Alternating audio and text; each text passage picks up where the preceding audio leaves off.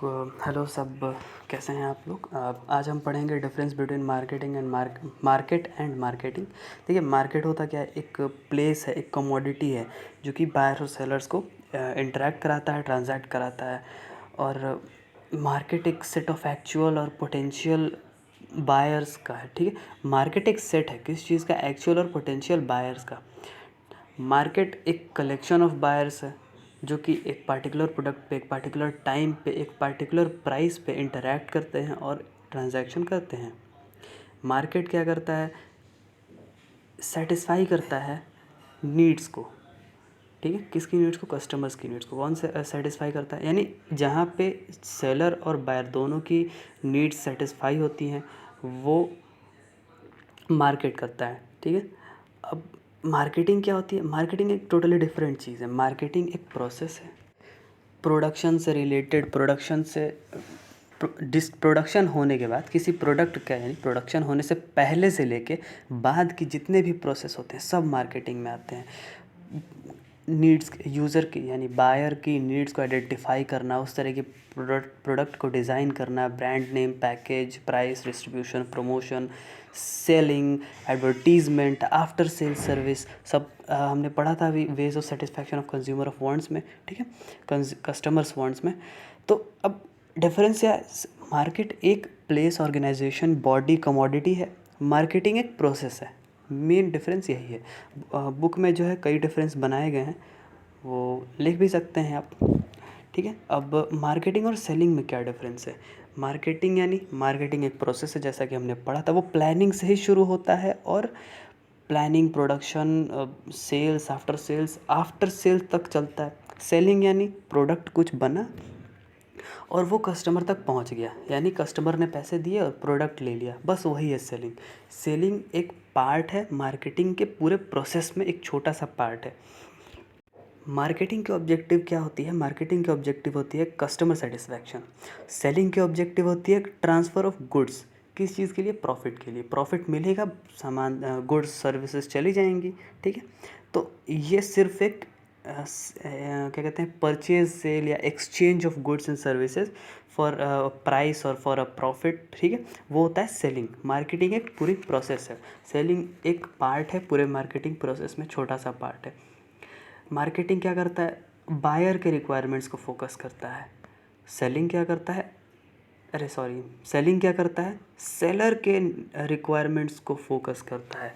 Seller तो चाहेगा ना ज़्यादा प्रॉफिट बनाए, तो सेलर के रिक्वायरमेंट्स क्या होंगे, ज़्यादा महंगा बिके प्रोडक्ट। ठीक है, और मार्केटिंग क्या करता है, मार्केटिंग जो है उसे प्रॉफिट से बहुत ज़्यादा मतलब नहीं है, उसे कस्टमर सेटिस्फैक्शन से मतलब है। ठीक है,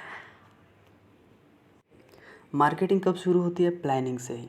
टारगेट कस्टमर्स ढूंढो, किस टाइप के प्रोडक्ट चाहिए, वैसे प्रोडक्ट डिज़ाइन करो, फिर मैन्युफैक्चर करो, फिर बेचो।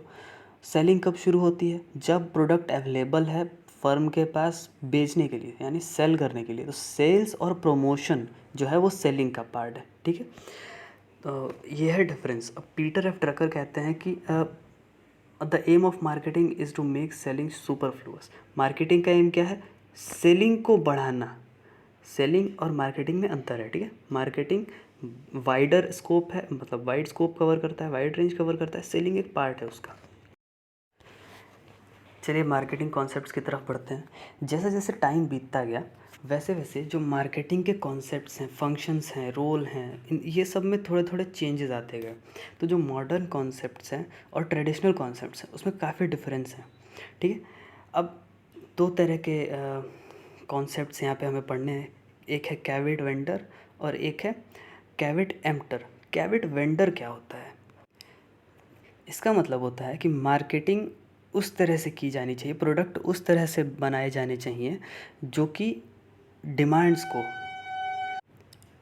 डिमांड्स को मीट करे और कस्टमर की नीड्स को सेटिस्फाई करें। यानी कि देखिए, जब प्रोडक्ट बना, वो प्रोडक्ट बनाने के लिए वो प्रोडक्ट डिज़ाइन करना, डेवलप करना, बेचना, मार्केट तक पहुंचाना, डिस्ट्रीब्यूशन, आफ्टर सेल्स, ये सब जब होता है तो ये कौन करता है, ये करती है फर्म। ठीक है, तो इसका इस ये कहती है, इसका मतलब क्या है, इसका मतलब है let the seller be aware. Caveat vendor का मतलब होता है let the seller beware. ठीक है, तो सेलर बीवेयर का मतलब सेलर ही सब कुछ सोचेगा, डिज़ाइन करेगा, कस्टमर्स की नीड्स को फाइंड करेगा, ठीक है। उसके बाद उस तरह के प्रोडक्ट डेवलप करता है, फिर वो बेचता है। और इसका जस्ट उल्टा होता है कैविट एम्प्टर में। सेलर क्या करता है, सेलर ने प्रोडक्ट एक बनाया और उसने मार्केट में रख दिया। अब वो कस्टमर की नीड्स क्या हैं उससे कोई मतलब नहीं है, बिक रहा है उससे थोड़े बहुत मतलब है, लेकिन अगर जब पता ही नहीं कि कस्टमर खरीदेगा या नहीं तो फ़ायदा नहीं है। तो ये होता है caveat emptor, let the buyer beware. अब बायर चुनेगा उसमें से। कैविट वेंडर का मतलब लेट द सेलर बीवेयर, यानी सेलर ही अवेयर रहेगा, हर चीज़ सोचेगा, कस्टमर्स तक पहुंचा देगा। कैविट एम्प्टर मतलब लेट द बायर बीवेयर, यानी बायर हर चीज़ सोचेगा, ढूंढेगा। कई कई जैसे कि सेलर्स हैं वो अपना अपना प्रोडक्ट रख दिए, अब बायर को जो चाहिए वो जा जा के लेगा, सोचेगा, ढूंढेगा, पता करेगा उसके बारे में। तो यह है डिफरेंस। तो सक्सेसफुल कौन सा होगा, ऑब्वियसली कैविट वेंडर। जब सेलर आइडेंटिफाई करेगा कस्टमर्स की नीड्स क्या है तो ज़्यादा प्रोडक्ट्स बिकेंगे। तो ये दो कॉन्सेप्ट्स हैं। अब इसमें हमें पढ़ना है कि हमें मॉडर्न मार्केटिंग में इन कॉन्सेप्ट्स को किस तरह से पढ़ा जाता है, समझा जाता है, शो किया जाता है। अब हमें आगे यहाँ पे देखते हैं क्या लिखा है, कॉन्सेप्ट्स के बारे में लिखा है। इंडस्ट्रियल रिवॉल्यूशन जो कि letter of the 18th century, यानी कि 1850 के बाद, और मतलब 1850 से 1950 के बीच में जो इंडस्ट्रियल रिवॉल्यूशन हुआ वो मार्केटिंग की फ़िलॉसफी को बदल के रख दिया, ठीक है। तो अब धीरे धीरे जो चेंजेस आए, मॉडर्न मार्केटिंग कॉन्सेप्ट्स डेवलप होने लगे, अलग अलग कॉन्सेप्ट्स डेवलप होने लगे, नए नए कॉन्सेप्ट्स डेवलप होने लगे। तो उनको अब मेजर कह सकते हैं कि आप 5 अलग अलग हेड्स में बांट सकते हैं, जो कि है पहला प्रोडक्शन कॉन्सेप्ट, दूसरा है प्रोडक्ट कॉन्सेप्ट, थर्ड है सेलिंग कॉन्सेप्ट, फोर्थ है मार्केटिंग कॉन्सेप्ट एंड फिफ्थ है सोसाइटियल मार्केटिंग। अब ये क्या होते हैं ये हमें पढ़ना है नेक्स्ट पेज में। प्रोडक्ट कॉन्सेप्ट क्या होता है, प्रोडक्ट कॉन्सेप्ट का सीधा सीधा मतलब ये है कि कस्टमर जो है वो वैसे प्रोडक्ट फेवर मतलब ज़्यादा खरीदेगा जो ज़्यादा अवेलेबल हों और सस्ते दामों पे अवेलेबल हों, ठीक है।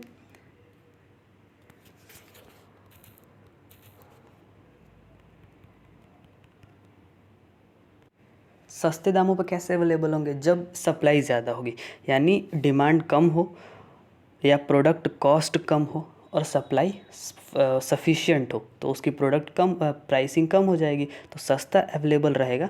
तो प्रोडक्शन का मतलब प्रोडक्शन ज़्यादा हो, प्रोडक्शन कॉन्सेप्ट यही है। अब ये कब काम आता है, जब कोई नई कंपनी है उसे अभी एक्सपैंड करना है, तो वो एक्सपैंड कैसे करेगी, प्रोडक्ट को अपने कैसे बताएगी, सस्ते दामों पे बेचती है कई सारी कंपनीज।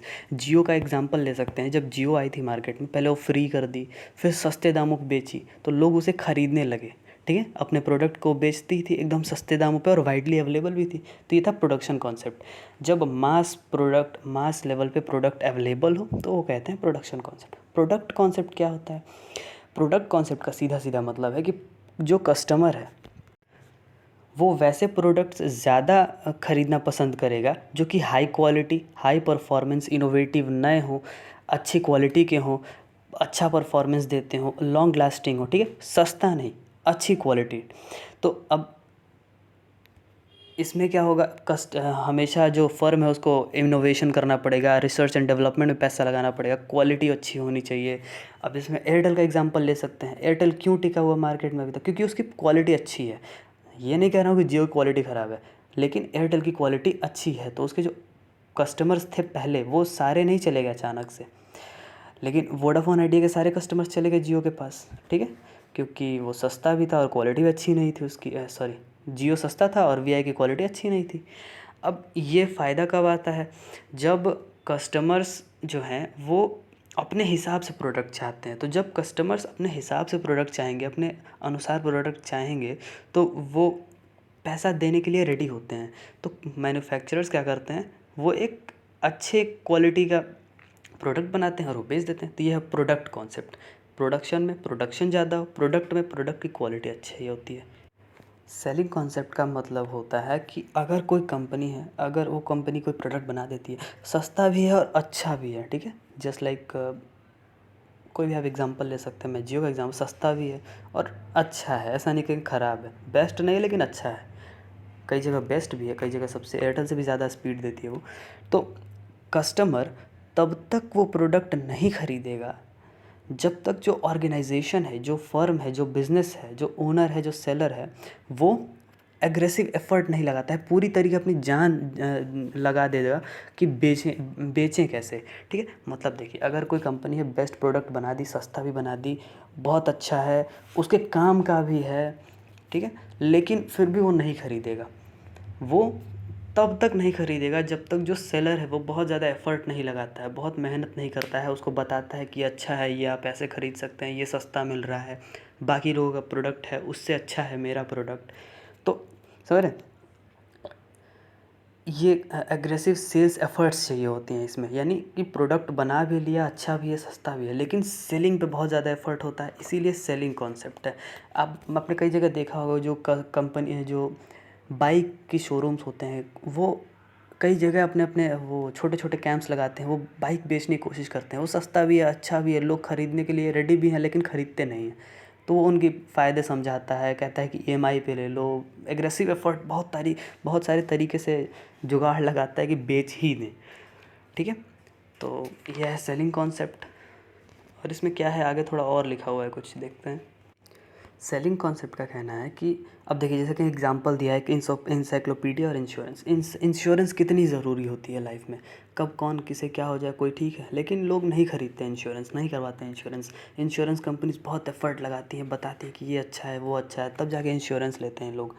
वो एक बहुत अच्छा एग्जांपल है। इंसाइक्लोपीडिया ज्ञान ही भरा हुआ है, लेकिन कोई ख़रीदता नहीं है।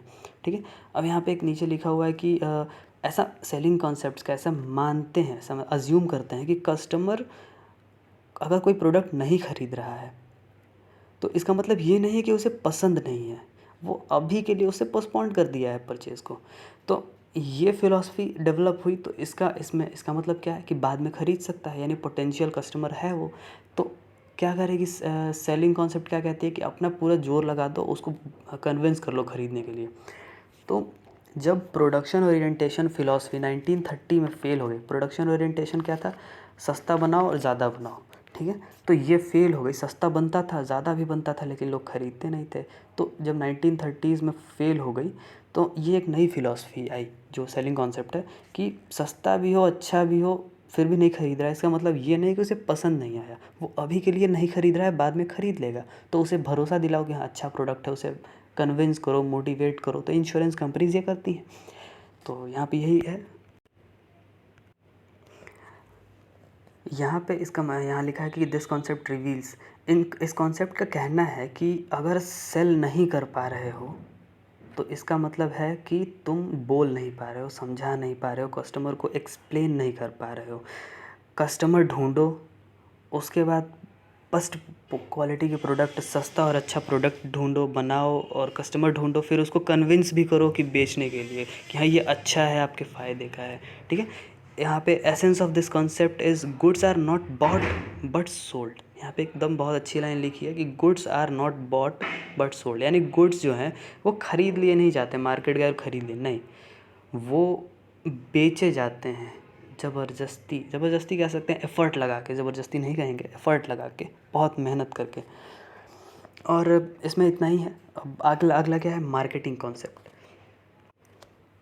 1950 के टाइम पे ये 1950 के बाद ये कॉन्सेप्ट बहुत ज़्यादा लाइट में आया, कह सकते हैं, बहुत ज़्यादा फ्लो में आया, बहुत ज़्यादा ट्रेंड में आ गया था। इसका कहना ये है कि जब आप क्वालिटी प्रोडक्ट्स बना लिए, पूरे एफ़र्ट्स लगा रहे हैं और कस्टमर्स के लिए सस्ते प्रोडक्ट्स बना रहे हैं और मास क्वांटिटी में अवेलेबल भी हैं, लेकिन वो परमानेंट कस्टमर नहीं बनेगा, एक बार ख़रीद ले हो सकता है। लेकिन मार्केटिंग कॉन्सेप्ट ये कहती है कि जब आप कस्टमर के सेटिस्फैक्शन को प्रायोरिटी देते हैं तो वो कस्टमर आपका परमानेंट कस्टमर बन सकता है। ठीक है, इसका मतलब ये है कि जब आपने कोई प्रोडक्ट बनाया, उसे डिलीवर किया, आफ्टर सेल सर्विस क्यों देती है ये जो ई कॉमर्स वेबसाइट्स हैं, फ्लिपकार्ट, अमेज़ॉन, ये आफ्टर सेल सर्विस क्यों देती है, इसी वजह से देती है कि आप आगे भी उनके प्रोडक्ट ख़रीदो, उनसे प्रोडक्ट ख़रीदो। मार्केटिंग कहता है कि आपको चाहिए क्या ये पता करे और उसके बाद वो उसे कैसे सेटिस्फाई करे, ये पता करे और उसे सेटिस्फाई कर भी दे। यानी marketing starts with needs and wants and ends with satisfaction. इस कॉन्सेप्ट का कहना है कि ऑर्गेनाइजेशन के जो गोल्स हैं उसके गोल्स होते हैं जो कस्टमर की नीड्स को डिटरमाइन करना और फुलफ़िल करना, ऐसे लोगों को ढूंढना और जो सेटिस्फैक्शन है उनको प्रोवाइड करना। मेन कहना यही है कि सब कुछ कर लिए उसके बाद आप फिर भी वो परमानेंट कस्टमर कैसे बनाएंगे? आपको मार्केटिंग करनी होगी। मार्केटिंग कॉन्सेप्ट का मतलब क्या होता है? आप प्रोडक्ट बनाइए, सस्ता बनाइए, अच्छा बनाइए। सबसे ज़्यादा ज़रूरी क्या है कि कस्टमर सेटिस्फाई हो रहा है कि नहीं। देखिए, एक आप एग्जांपल ले सकते हैं गुच्ची का। गुच्ची कितनी महंगी आती है, ठीक है, बेल्ट है सिर्फ, और एक मुझे आइडिया तो नहीं है कितने की आती है, लेकिन महंगी ही आती है, ये मुझे पता है। तो वो लोग क्यों ख़रीदते हैं फिर भी? एक तो महंगी है, कम अवेलेबल है, लेकिन क्वालिटी अच्छी है। लोग उसे सेटिस्फैक्शन के लिए ख़रीदते हैं। उसमें ऐसा कुछ नहीं है जो 200 रुपये वाले बेल्ट में नहीं है, लेकिन उसे लोग सेटिस्फैक्शन के लिए ख़रीदते हैं, सिर्फ सेटिस्फैक्शन। तो जब सेटिस्फैक्शन मिलता है, लोग परमानेंट कस्टमर बनते हैं। ज़्यादा पैसा देने के लिए आपको रेडी हो जाएंगे। वो परमानेंट कस्टमर का मतलब क्या है? बार बार ख़रीदेंगे। या तो 10 बार 1-1 हज़ार का प्रोडक्ट खरीदो, या तो एक ही बार 10 हज़ार का प्रोडक्ट खरीद लो। समझ रहे हैं आप? ठीक है। अब अगला कॉन्सेप्ट है सोसाइटल कॉन्सेप्ट। सोसाइटल कॉन्सेप्ट कहता है कि जो सेलर है, जो फर्म है, जो प्रोड्यूसर है, वो ऐसा प्रोडक्ट तो बनाए जो कि बहुत अच्छा हो, जो कस्टमर के सेटिस्फैक्शन को एकदम फुलफ़िल कर दे, एकदम 100% सेटिस्फाई कर दे। लेकिन इतना ज़्यादा वो हज़ार्डस नहीं होना चाहिए। मतलब इतना ज़्यादा नहीं कि थोड़ा भी हज़ार्डस नहीं होना चाहिए। जैसे कि अगर उनके हेल्थ को ख़राब करता है, या इन्वायरमेंट को ख़राब करता है, या पोल्यूट करता है इन्वायरमेंट को, ठीक है, ऐसी चीज़ें जो कि हेल्थ या इन्वायरमेंट को ख़राब करती हैं, वैसे प्रोडक्ट ऑर्गेनाइजेशंस को नहीं बनाने चाहिए। हालांकि ऐसा होता नहीं है। सिगरेट ही आप देख लीजिए, उसके कितने ज़्यादा पैकेट्स बिकते हैं। तो लोगों को पता है कि सिगरेट पीने से कैंसर होगा, 1950 से ही पता है। लोगों को पता है कि प्लास्टिक खरीदोगे तो भाई वो क्या कहते हैं, डिग्रेड नहीं होता है, वो इन्वायरमेंट के लिए ख़राब है, ठीक है। लेकिन फिर भी लोग खरीदते हैं क्योंकि उसमें सेटिस्फैक्शन मिलता है उन लोगों को, क्योंकि उनको लगता है कि नहीं, सिगरेट पीने सेटिस्फैक्शन तो बहुत ज़्यादा हैवी मिलता है। मुझे नहीं पता है लेकिन काफ़ी लोगों को मिलता है, मैंने देख रखा है। तो ये कॉन्सेप्ट ये कहता है कि सेटिस्फैक्शन तो कस्टमर को मिलना चाहिए, लेकिन उनके हेल्थ और इन्वायरमेंट को नुकसान नहीं पहुंचना चाहिए।